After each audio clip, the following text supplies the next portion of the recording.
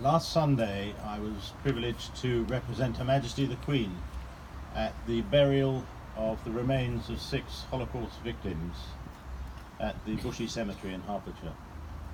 It was a very moving and poignant event, particularly as there were 38 Holocaust survivors there, but very poignant for me because I lost over 60 members of my own family, including my grandparents in the Holocaust. My parents both escaped Nazi Germany, my father a few weeks before the war, and were literally torn from home. My father's family were from a town called Mönchengladbach, which is between Düsseldorf and the Dutch border.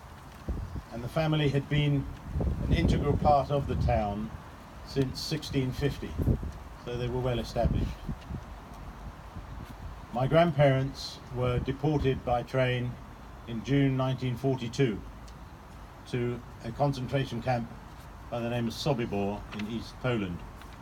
Sobibor was purely and simply a death camp. People were put to death on arrival.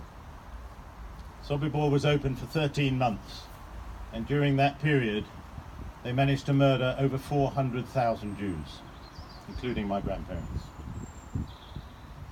My father arrived in England in 1939, just before the war, and although he couldn't speak a word of the language, within a year was serving for 4 years in the British Army and made England his home.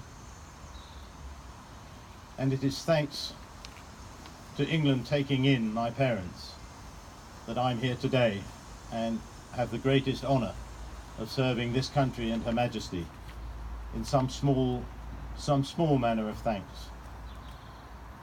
So they were literally torn from home, but they made home in another place, and as children we grew up happily in this country.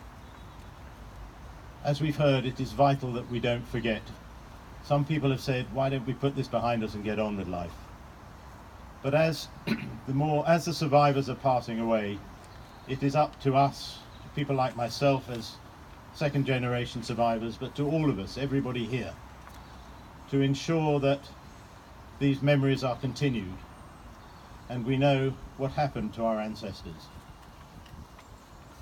We are all aware that hate crime is on the increase, whether it be anti-Semitism, Islamophobia. People are hated for their race, their colour, their creed, their sexual preference, or whatever it may be. And we must all be aware that such things as the Holocaust and the other genocides that have been mentioned are not allowed to happen in our lifetime.